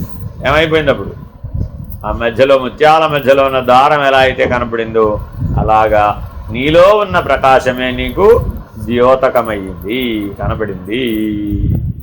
ఇప్పుడు ఎవరయ్యా? నేను విజ్ఞానమయ కోశాన్ని ప్రకాశింపజేస్తున్న ప్రకాశమే నేను, ఆ చైతన్యమే నేను, ఆ చిత్ స్వరూపమే నేను. ఈ అనుభవం మరి పొందాలంటే అంతర్ముఖంలో పొందగలుగుతావా, బహిర్ముఖంలో పొందగలుగుతావా? నీ ఇంటి నిండా నీ చుట్టుపక్కల అన్ని రకాల కూరగాయలు పెట్టుకునేవాళ్ళు. కూరగాయల్లో ప్రకాశం ఉందా లేదా అని కూరగాయలు కోసి చూడడం మొదలుపెట్టాం. ఎంత కోసి చూసినా ప్రకాశం కనబడుతుందంటారా? అలాగే సకల జీవరాశుల్ని అడ్డంగా నిలువుగా కోసాడు ఒక ఆయన, కక్కడు. ఎవరండి? తెలుసా కక్కడు గురించి? వీరబ్రహ్మేంద్ర స్వామి ఇలాగే పాఠం చెప్తున్నారు. ఏమయ్యా, లోపలంతా ప్రకాశమే ఉంది. ఆ ప్రకాశంలో నీకు దేవతలు కనబడతారు. ఎవరైతే ప్రకాశమే నేనుగా ఉన్నారో వాళ్ళకి నెక్స్ట్ స్టెప్లో ఏం కనబడుతుంది? ఆ దివ్యత్వం, ఆ ప్రకాశం దైవీ స్వరూపంగా మారిపోతుంది. ఆయా దేవతా దర్శనాలు కలుగుతాయి. అప్పుడు నీవు పరిణామం చెందుతావు. నేను భగవంతుడనే జీవేశ్వరో అభిన్న అనే పరిణామం పూర్తి చేసుకోవచ్చు. కానీ అసలు ప్రకాశమే లేకపోతే అప్పుడు ఆ దివ్యత్వాన్ని దర్శించలేవు కదా. చీకట్లో ఎలా దర్శిస్తావు? వీలుగా. అందుకని ఆయన ఏం చెప్పాడు? ఆయన మూలాధారంలో గణపతి ఉన్నాడు, స్వాధిష్టానంలో ప్రజాపతి ఉన్నాడు, మణిపూరకంలో అమ్మవారు ఉంది. ఇంకేమన్నా ఎవరున్నారు? బ్రహ్మ, విష్ణు, రుద్ర, మహేశ్వర, సదాశివులు ఆ 5 చక్రాలలో ఉన్నారు. అదే ఓం నమ శివాయ అనే 5 అక్షరాలు అని ఇలాగా వారు ఉపన్యాసం చెప్తూ ఉన్నారు. ఏమిటి అలాగా ఈ 5 దేవతలు ఉన్నారా అని పెద్ద కత్తి తీసుకుని వాళ్ళు ఆవిడ నిద్రపోతుంటారు. నిట్ట నిలువ చీరేసి ఏది అంత రక్తం మాంసం నరాలు పేగులు తప్ప ఏం లేదు. అంతా నువ్వు చెప్పింది తప్పు, నిన్నేసేస్తానన్నాడు. ఎవరైతే చెప్పారో ఆయన వేసేయడానికి కత్తెట్టుకొచ్చాడు వీరబ్రహ్మేంద్రులు. ఏమిటైందయ్యా అని, ఏదో నువ్వు చెప్పావు ఆడున్నాడు ఈడున్నాడని, పడేవాడు ఒకళ్ళు లేడు చూశానే అని గట్టిగా వాడు. ఏ కళ్ళతో చూసావా అన్నాడు ఆయన. ఏమడిగాడండి? ఏ కళ్ళతో చూసావా? ఈ కళ్ళతోనే చూశాను. నా కళ్ళు పెట్టుకు చూడవయ్యా, నీ కళ్ళతో చూస్తే అట్టా కనపడద్దు, నా కళ్ళతో చూడాలి, నా దృష్టితో చూడాలి. నా కళ్ళు నీ కళ్ళు వేరేనా? రెండు నాకు ఒకలాగానే ఉన్నాయి, ఏది నేను చూపిస్తా పదం. ఆయన ఏం చేశాడు? ఆయన శిరస్సు మీద హస్తమస్తక సంయోగం చేశాడు. చేయగానే ఏమైపోయింది? ఆయన దృష్టి పోయింది, ఈయన దృష్టి ఆయనకు వచ్చింది.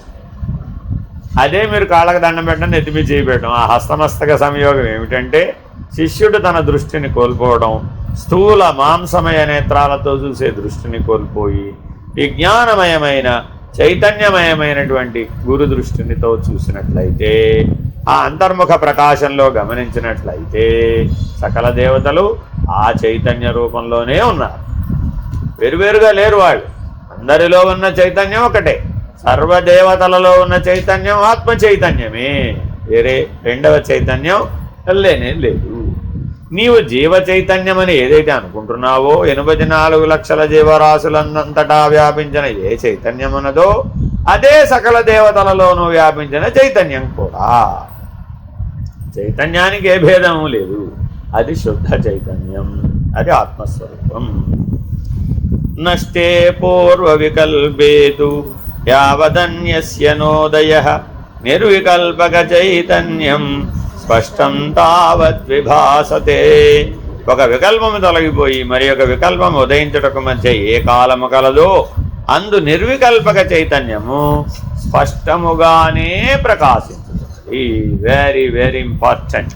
హంసమంత్రం కలిగిన వారందరూ చేసే ప్రయత్నం ఈ నిర్వికల్పక చైతన్యాన్ని గుర్తుపట్టి, అది ఈశ్వరహంస. ఆ నిర్వికల్పక చైతన్యం ఏంటండి? ఈశ్వరహంస.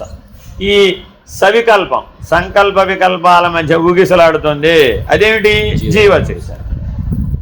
రెండుగా ద్వంద్వాల మధ్య ఊగిసలాడుతున్న చైతన్యం మలిన చైతన్యం, అదే జీవ చైతన్యం. నిర్వికల్పక స్థితిలో ఉన్నటువంటి చైతన్యం శుద్ధ ప్రకాశం, శుద్ధ చైతన్యం, అదే దివ్య చైతన్యం, అదే దైవం. ఏకద్విత్రిక్షేణ స్వేవం వికల్పస్య నిరోధం క్రమేణాభ్యస్యతాం యత్నాత్ బ్రహ్మానుభవకాంక్షిభిః.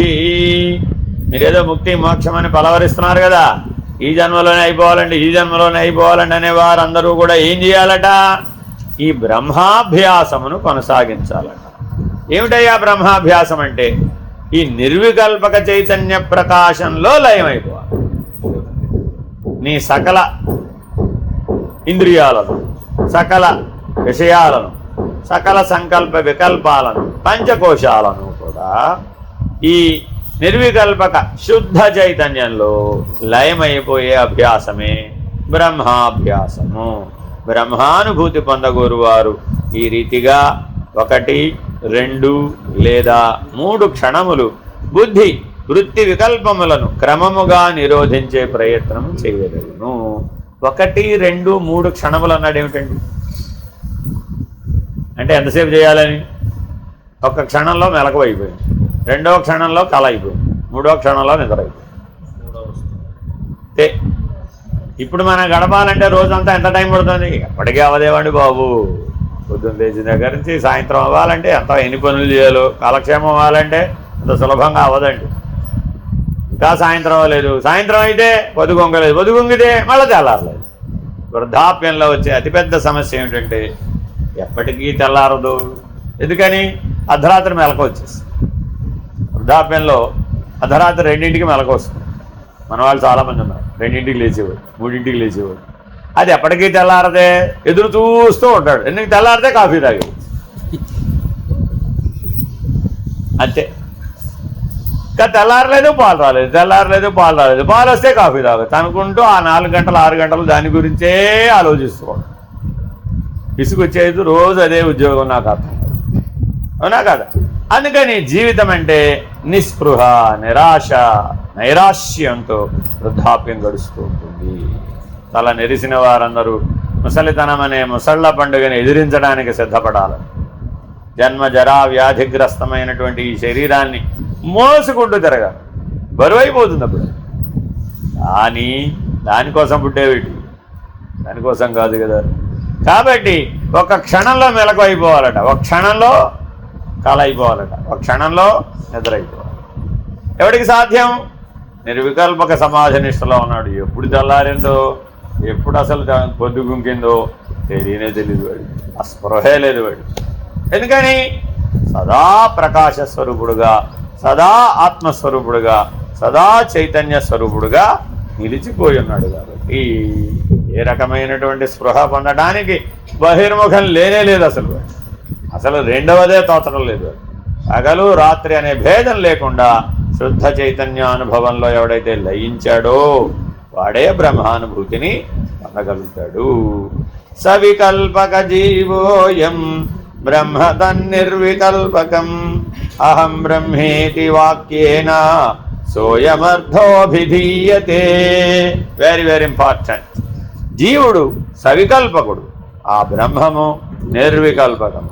అహం బ్రహ్మాస్మి, నేను బ్రహ్మమును అనడి వాక్యమున ఆ బ్రహ్మమే ఈ జీవుడు అను అర్థం వ్యక్తమనర్చబడుతున్నది. దాని అర్థం A=B కాదు. అర్థమేంటండి? దాని అర్థం ఏమిటి? ఆ యథార్థ సూర్యుడే కొండలో ఉన్న సూర్యుడు. సూర్యుడిని తెచ్చి కొండలో పెట్టి చూద్దాం, సాధ్యమవుతుందంటారా? ఎప్పటికైనా సరే కొన్ని జన్మలు ట్రై చేద్దాం, సూర్యుడిని తెచ్చి కొండలో పెడదామని. ఎప్పటికైనా వీలవుతుందా? అలా A=B కాదు. అది ఆ బ్రహ్మమే ఈ జీవుడు అంటే అది బ్రహ్మం అనుకోండి. కొండలో ఉన్న సూర్యుడు ఎవరు? జీవుడు అనుకోండి కాసేపు. గోడ మీద సూర్యుడు ఎవరు? జగత్ అనుకోండి కాసేపు. అర్థమైందండి? జగత్తు, జీవుడు, ఈశ్వరుడు అనుకున్నాం. ముందు ఇక్కడ చూస్తే తర్వాత పైన చూడవచ్చు. అర్థమైందండి? ఎప్పటికైనా ఇప్పుడు ఆ సూర్యుడిని తెచ్చి కొండలో పెట్టగలుగుతావా? ఆ ఈశ్వరుని తెచ్చి ఈ జీవుడిలో పెట్టగలుగుతావా? కుదరదా? ఈ జీవుని పట్టుకెళ్ళి జగత్తులో పెట్టగలుగుతావా?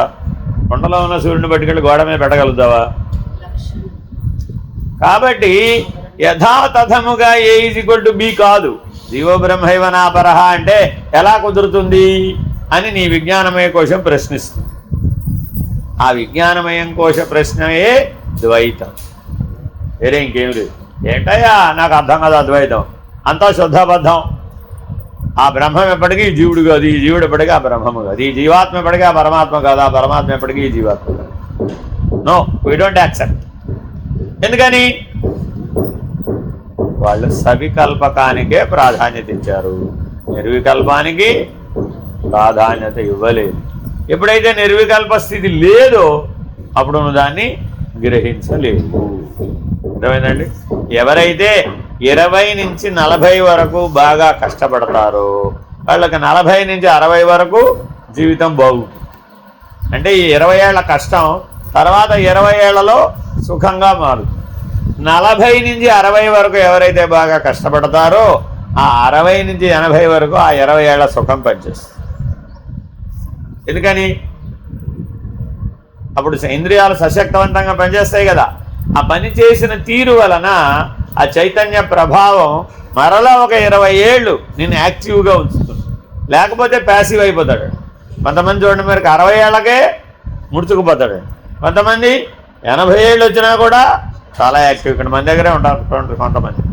వాళ్ళు టకటకా 3ంటికి లేచేస్తారు, టకటకా రెడీ అయిపోతారు, టకటకా అన్ని పనులు చేసేస్తూ ఉంటారు. వాళ్ళకి ఎవరేం చెప్పక్కర్లా, ఎదురుకుండా పని ఉంటే వాళ్ళు చేసుకుపోతుంటారు. వాళ్ళకేం అవసరంలా. ఏం అవసరం ఉందని వాళ్ళకేం అవసరాలు లేవు. కానీ ఆ చైతన్యవంతంగా ఉండడం వాళ్ళ లక్షణం. కొంతమంది ఎలా ఉన్నారు 40 ఏళ్ళకి, అబ్బో కాళ్ళు పని చేయట్లేదండి, అబ్బో నడువులు లేవట్లేదండి, అబ్బో తలనొప్పండి బాబు, పొద్దున్న లేస్తే తలనొప్పండి బాబు. చాలామందికి ఉంటుందండి ఈ ప్రాబ్లం. తెల్లవారుజామున లేస్తే తలనొప్పి వస్తుంది. కారణాలు ఏమిటంటే లోపల విజ్ఞానమయ కోశంలో ఉంటాయి. సంకల్ప వికల్పాలు కళలో కూడా డిషం డిషం పోట్లాడుకుంటూ ఉంటాయి. అప్పుడు ఏమైపోయింది? విశ్రాంతి లేదుగా, ఆ నిద్రలో విశ్రాంతి లేదు. అప్పుడు ఏమైపోయింది? లేచేటప్పటికి బుర్ర బద్దలైపోయింది, తలనొప్పి వచ్చేసి మళ్ళీ పడుకోవాలి. దానికి పరిష్కారం ఏంటంటే మళ్ళీ 2 గంటలు పడుకోవాలి. మళ్ళీ 2 గంటలు పడుకుంటే అది సర్దుకుంటుంది. అది లేచి పడుకుంటేనే సర్దుకుంటుందంటే గుర్తుపెట్టు. కంటిన్యూస్గా పడుకుంటే సర్దుకోదు. మధ్యలో ఒకసారి లేవాలి, లేచి శిరోవేదన వచ్చిందిరా బాబు అని మళ్ళీ పడుకోవాలి. ఈ డైలీ రొటీన్ ప్రాక్టీస్ అయిపోతుంది. ఇలా చాలామంది ఉన్నారండి మీలో, నాకు తెలుసు మీ అందరి సంగతి. అర్థమైందండి? దానికి కారణం ఏంటి? మీ లోపల నిర్వికల్ప స్థితిని మీరు గుర్తించలేదు, సాధన చేయలేదు. అందుకనే ప్రాణాయామ యజ్ఞం చేయాలి, ధ్యాన యజ్ఞం చేయాలి, స్వాధ్యాయ యజ్ఞం చేయాలి, జపయజ్ఞం చేయాలి, ఇంకా ఆఖరిదేంటి? బ్రహ్మయజ్ఞం చెయ్యాలి. బ్రహ్మయజ్ఞం అంటే సదా నిర్వికల్ప స్థితిలో ఉండడమే బ్రహ్మయజ్ఞం. వాడికే బ్రహ్మానుభూతి సాధ్యమవుతుంది. లేకపోతే సవికల్పకుడైనటువంటి జీవుడుగానే ఉంటుంది. అర్థమైందండి? సవికల్పకుడు అంటే ఏం లేదు, 100 ఆలోచనలు చేస్తాడు, 10 మాట్లాడతాడు, 1 అమలు పరుస్తాడు. ఆలోచన చేసినప్పుడు ఎన్ని చేశాడు? 100. మాట్లాడినప్పుడు ఎన్ని మాట్లాడాడు? 10. ఆచరించింది ఎన్ని? 1. మరి ఈ సంఘర్షణ అంతా పోతుందా? ఆ 100 ఆలోచనలు చేసిన సంఘర్షణ వదిలేస్తుందా? వదిలిపెట్టదు కదా. ఆ 100 మర్నాటికి ఇంకో 0 చేర్చుకుంటుంది, 1000 అవుతుంది. మాటలు ఎన్ని అవుతాయి? 10 కాస్తా 100 అవుతాయి. చేతలు కూడా అలాగే 10 అవ్వాలి కదా. ఎందుకని లోపలున్న శక్తి బయట ఉన్న కొండకి లేదు. అది ఆచరించలేదండి. 10 పనులు చేయమంటే ఎక్కడ చేస్తుంది? నేను ఒక పనే చేయగలుగుతాను, తర్వాత పడుకోవాల్సిందే మళ్ళా. కానీ ఏ రోజుకు ఆ రోజు లోపల ఆలోచనల్లో 0 పెంచుకుంటూ పోతుంది. ఇవాళ 10 చేస్తే రేపు 100, ఎల్లుండి 1000, ఆ తర్వాత 10,000, ఆ తర్వాత అలా 1 పక్కన 56 0 పెట్టేటన్ని ఆలోచనలు ఒక జీవితంలో చేసేస్తాడు. 1 పక్కన 56 0 పెడితే ఎంత? భూరి, అతి భూరి. అర్థమైందండి? అందుకని సంస్కృతంలో సంఖ్యలు అతి భూరి దాకా చెప్పారు. 1 పక్కన 56 0 పెట్టినన్ని ఆలోచనలు చేస్తాడు ఒక జీవుడు ఒక జీవనంలో. కానీ అందులో అమలు పరిచేదండి ఎప్పటికప్పుడు ఒకటే. ఏ క్షణానికి ఆ క్షణం ఒకటే చేయగలవు, కానీ 50 అని చేయగలుగుతావా? చేయలేవు కదా, అసాధ్యం కదా. కానీ నీ లోపల ఈ మథనం జరిగి జరిగి జరిగి ఆ సూక్ష్మ శరీరం వార్నౌట్ అయిపోయింది, అరిగిపోయి. ఎముకలు అరిగిపోలే, ఎముకలు అరిగిపోయే దశకు వచ్చినాయి అంటే లోపల ఆల్రెడీ సూక్ష్మ శరీరం అంతకంటే బాగా అరిగిపోయింది. కాబట్టి బ్రహ్మం ఎటువంటిదండి? అరుగదు, విరుగదు, కరుగదు, తరుగదు, మురుగదు. అది అరిగిపోదు, అది కరిగిపోదు, అది విరిగిపోదు, అది కరిగిపోదు, అది మరగదు. అటువంటి నిర్వికల్పక బ్రహ్మమును నీ యందే ఉన్నది కాబట్టి ఆ బ్రహ్మానుసంధానం చెయ్యి. అప్పుడే అహం బ్రహ్మాస్మి. ఎవరైతే సదా నిర్వికల్పక స్థితిలో శుద్ధ చైతన్య స్థితిలో ఉంటాడో శుద్ధాత్మ విగ్రహ అంటాడు ఆత్మబోధం. నీ విగ్రహం ఏమిటయ్యా? శుద్ధాత్మ విగ్రహం. అది అలాంటి స్థితిలో ఉండాలట నువ్వు ఎప్పుడూ కూడా. మలినాత్ముడవు కాదు. సవికల్పక చిద్యోహం బ్రహ్మైక్యం నిర్వికల్పకం స్వతసిద్ధా వికల్పాస్తే నిరోద్ధవ్యా ప్రయత్నతః. సవికల్పక చైతన్యము నేనే, నిర్వికల్పక బ్రహ్మమును నేనే. వికల్పములు స్వతసిద్ధములు అనగా స్వాభావికముగా అవిద్యచే కల్పించబడినవి. ప్రయత్నముతో ఈ వికల్పములన్నింటినీ నిరోధించవలెను. అంటే అర్థం ఏమిటయ్యా అంటే బ్రహ్మాండంలో వెలుగు చీకటి సహజమే కదా. బ్రహ్మాండంలో వెలుగు చీకటి సహజమేనా కదా? సహజమే. ఆ బ్రహ్మాండంలో ఉన్న చీకటి ఏదైతే ఉందో అది అవిద్యట, అది మాయట, అది జీవుడట. అదే బ్రహ్మాండంలో ప్రకాశం ఉంది కదా, ఆ ప్రకాశం బ్రహ్మమట. చీకటిలో ఎలాగైతే వస్తువులను వెతుక్కున్నాడో జీవితంలో ఉన్నటువంటి సంకల్ప వికల్పాలన్నీ అటువంటివేనా. రాత్రి కరెంట్ రాలేదనుకోండి, ఏం చేస్తాం మనం? ఎక్కడ పెట్టాము ఆ పుస్తకం, ఎక్కడ పెట్టామంటావు అని అర్ధరాత్రి చీకట్లో గుర్తొస్తుంది. ఇప్పుడు అర్ధరాత్రి చీకట్లో పుస్తకం ఎక్కడ కనపడుతుంది? రేపు పొద్దున చూద్దాంలే, ఊరుకో, నాకు ఇప్పుడే కావాలి. ఏం చేయాలి మరి? చీకట్లో కళ్ళు లేనివాడు, గుడ్డివాడు ఎలా అయితే వెతుక్కున్నాడో అలా వెతుక్కుంటాడు. జీవుడు అజ్ఞాన వశము చేత సంకల్ప వికల్పాల మధ్య తనను తాను వెతుక్కుంటున్నాడు. పుట్టిన దగ్గర నుంచి పోయే వరకు ఏ అవిద్య చేత, ఏ అజ్ఞానం చేత, ఏ అహంకారం చేత, ఏ అవివేకం చేత నువ్వు అన్ని ప్రయత్నాలు చేస్తున్నావో ఆ ప్రయత్నములన్నీ ఎటువంటివయ్యా? గుడ్డివాడు చీకట్లో వస్తువులను వెతకడు. గుడ్డివాడికి పగలైతే ఏంటంటే చీకట, రాత్రి అయితే శాశ్వత చీకటి కదా, చూపు లేదుగా. కానీ వాడు పగలు నాకు అన్నీ కనబడతాయండి, నేను అన్నీ తెలుసుకోగలుగుతాను పగలు. గుడ్డివాడు, మీరు అడగండి గుడ్డివాళ్ళని, పగలు తెలివి తేజోవంతంగా పనిచేస్తుందండి. రాత్రి అయ్యేటప్పటికి బుద్ధి విరమిస్తుంది, అందువల్ల గ్రహించలేడండి. పొద్దున పనిచేసినంత తెలివితేటలు రాత్రి పనిచేయు గుడ్డివాడికి కూడా. అలాగే మనకు కూడా రాత్రి పగలు అని అనుకుని మనం ఏదో వ్యవహారం చేస్తున్నాం కదా, ఇదంతా ఆ గుడ్డివాడి వ్యవహారం లాంటిదే. ఊరికే వెతుక్కోవడం లాంటిది. సంకల్పం ఒక వెతుకులాట, వికల్పం ఒక వెతుకులాట, అంతకుమించి వేరే ఏమీ లేదు. జననం సంకల్పం అయితే మరణం వికల్పం. మానవ జీవితం ఎంత? ఒక సంకల్పానికి ఒక వికల్పానికి మధ్య ఉన్న కాలమే జీవితం, అంతకుమించి దానికి ఏం విలువ లేదు. ఈ సంకల్ప వికల్పాల మధ్య నువ్వు ఏమి చేస్తున్నావు? వెతుకులాట. ఏమిటా వెతుకులాట? అన్వేషణ. ఏమిటా అన్వేషణ? తనను తాను వెతుకుతున్నాడు అంతే. తానెవరో వెతుకుతున్నాడు అంతే. మరి తానెవరు? నిర్వికల్పక శుద్ధ చైతన్యం. బ్రహ్మాహమస్మి బ్రహ్మైవాహమస్మి అహం బ్రహ్మాస్మి. మొదట ఏం చేయాలట? బ్రహ్మానుసంధానం చేసేప్పుడు బ్రహ్మాహమస్మి అనుకోవాలట. ఇంకో బాగా స్థిరపడినప్పుడు, మెలకువలో కూడా బాగా స్థిరపడింది, నిద్రలో కూడా వచ్చింది, బ్రహ్మాహమస్మి బ్రహ్మైవాహమస్మి అనుకోవాలట. దుర్యంలో ప్రవేశించాడండి, అప్పుడేమిటి? అహం బ్రహ్మాస్మి అనుకోవాలి. మూడిటికి నేనే బ్రహ్మను. తెలుగు, హిందీ, ఇంగ్లీషు లేవు అక్కడ. అర్థమైందండి? ఆ సవికల్పము సంకల్ప వికల్పాత్మకంగా ఉన్నప్పుడు నీకు స్థిరత్వం ఉండదు. కాబట్టి బ్రహ్మాహమస్మి బ్రహ్మైవాహమస్మి అహం బ్రహ్మాస్మి అనే స్థిరత్వాన్ని పొందాలి.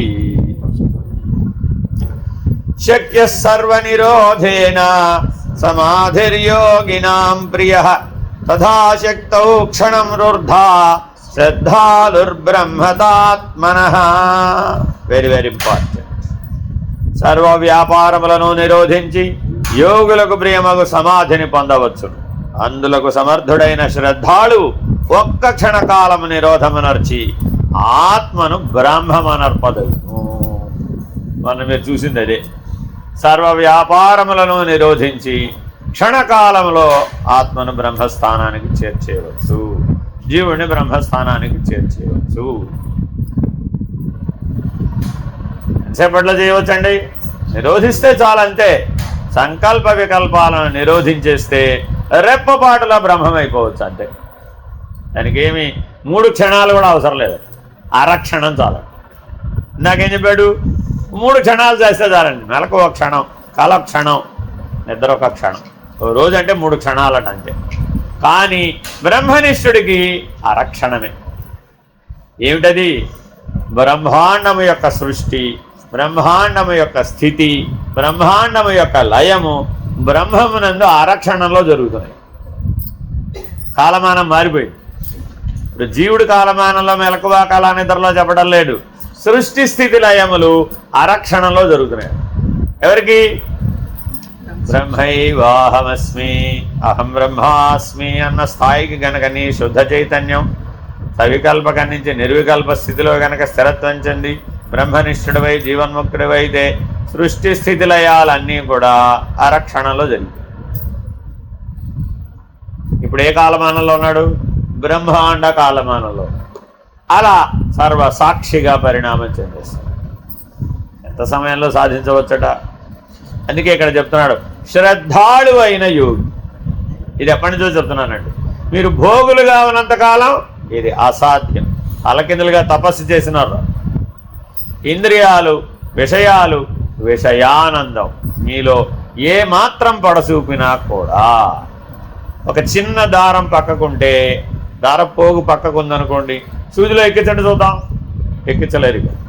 అలాగే ఈ ఒక్కటే కదండి అని ఏ ఒక్కటి మిగిల్చినా నీవు బ్రహ్మనిష్ఠుడవు కాజాలవు, జీవుడుగానే మరల జన్మ ఎత్తవలసి వస్తుంది. శ్రద్ధాలుర్బ్రహ్మతాం స్వస్వచింతయేత్ బుద్ధివృత్తిభిః వాక్యవృత్యా యథాశక్తి జ్ఞాత్వాభ్యస్యతాం సదా. Very very important.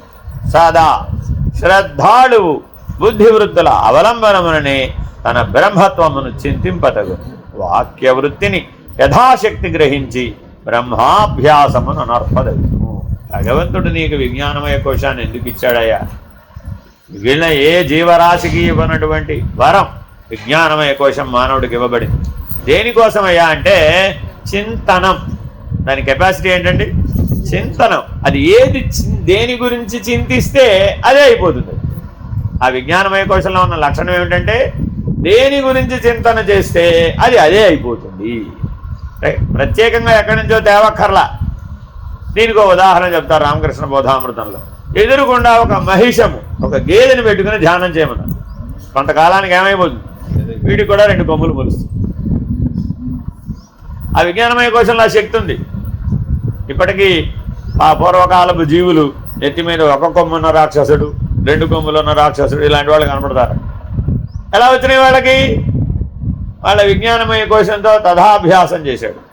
ఏ తదావృత్తి ఏ తదభ్యాస తథైవస్తు. విజ్ఞానమయ కోశానికి సంబంధించిన సూత్రం ఇదే. ఏతదభ్యాస, ఏదైతే భావాన్ని, ఏదైతే చింతనని అది కొనసాగిస్తూ ఉంటుందో, నేను అమ్మవారిని, నేను అమ్మవారిని, నేను అమ్మవారిని, నేను అమ్మవారిని, నేను అమ్మవారిని, కొంతకాలం అయ్యేటప్పటికి ఏమైపోతుంది? చేతిలోకి త్రిశూలం వచ్చేస్తుంది. అమ్మవారి అమ్మవారిలాగా పై చీర కట్టుకుంటుంది, అమ్మవారిలాగా అలంకారం చేసుకుంటుంది, అమ్మవారిలాగా త్రిశూలం పడు వచ్చాడు వేసేస్తాడు. అందరినీ మహిషాసురులాగా చూస్తూ. ఎందుకని? ఆవిడ మహిషాసుర మర్దన అనే రూపంలో లయమైపోయింది.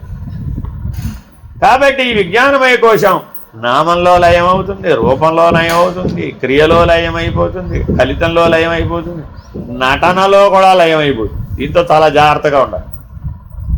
వెరీ వెరీ డేంజరస్ అండి. మీరు గనక జాగ్రత్తగా లేరనుకోండి, ఈ మధ్యదారిలో 14 లోకాలు వస్తాయి. బ్రహ్మం అనేటటువంటి స్థితిని పొందే లోపల 14 లోకాలకు వెళ్ళొస్తుంది ఈ విజ్ఞానమయ కోశమే. మీరు ఎక్కడ అవునంటే అక్కడతో స్వస్తి, అంతే.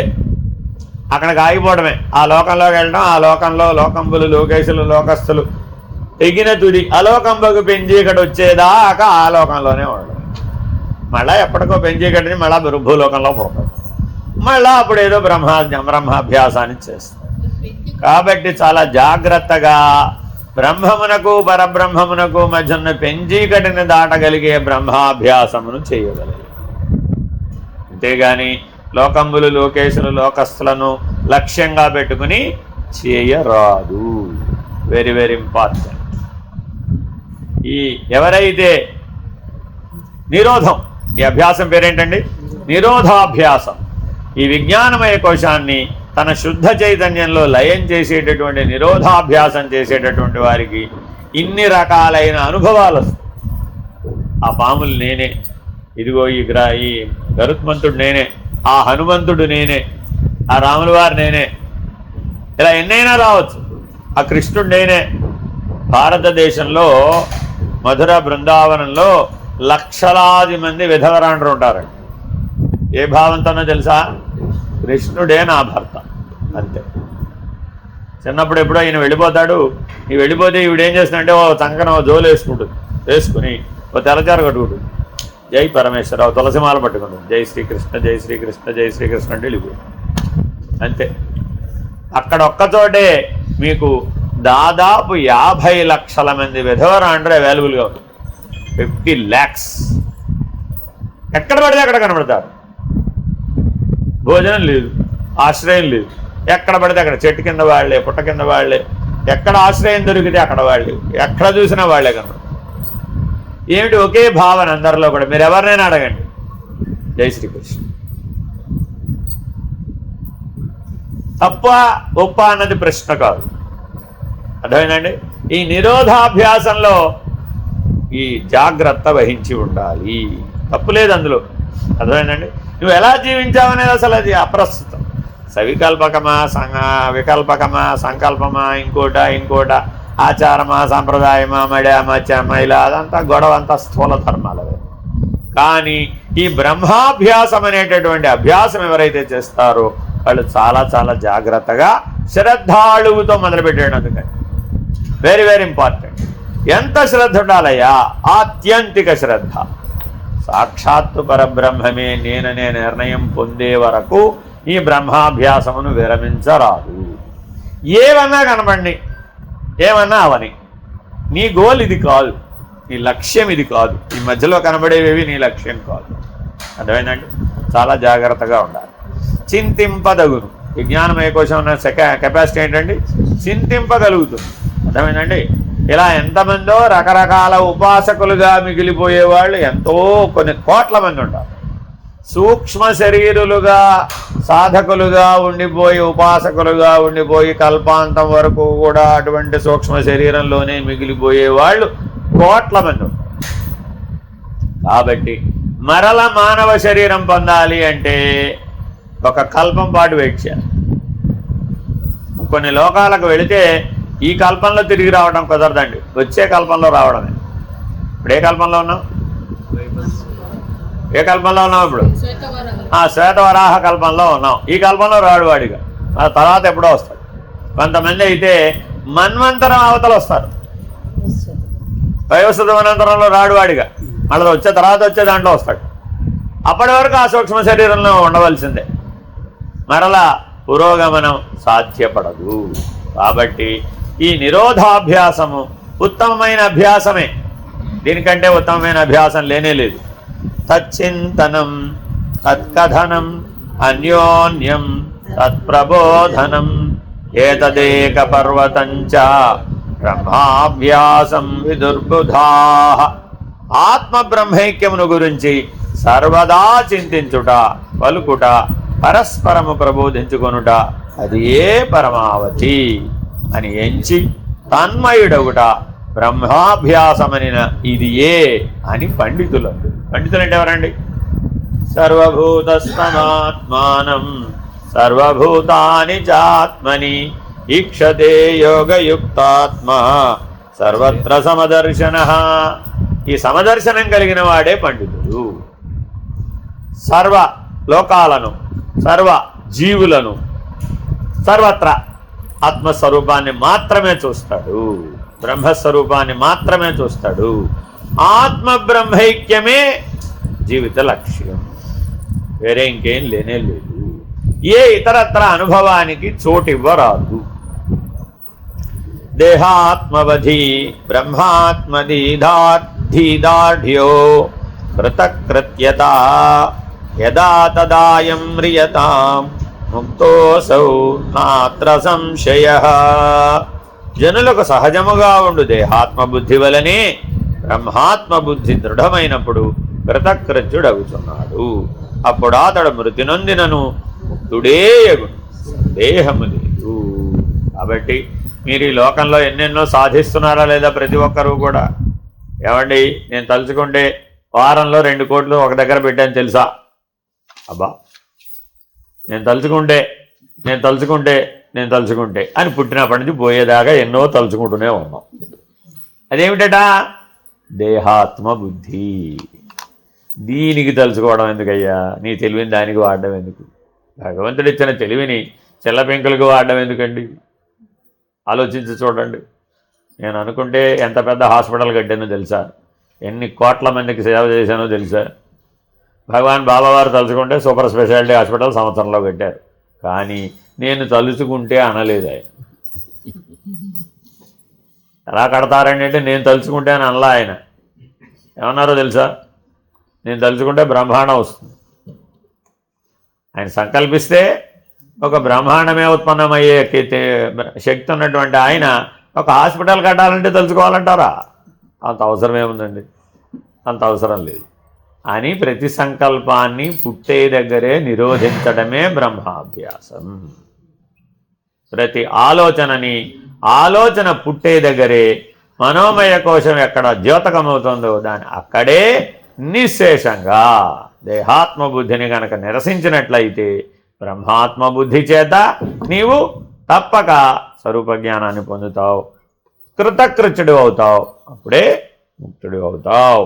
ఇది ముక్తి నందే పద్ధతి. హరి ఓం శ్రీ గురుభ్యో నమః. ఇది శ్రీశంకర భగవత్పూజ్యపాద విరచిత లఘువాక్యవృత్తి సంపూర్ణం. హరి ఓం శ్రీ గురుభ్యో నమః. హరి ఓం. పూర్ణమదః పూర్ణమిదం పూర్ణాత్ పూర్ణముదచ్యతే పూర్ణస్య పూర్ణమాదాయ పూర్ణమేవావశిష్యతే. ఓం తత్సత్. ఓం శాంతి శాంతి శాంతి. హరి ఓం శ్రీ గురుభ్యో నమః. హరి ఓం. నారాయణ నారాయణ.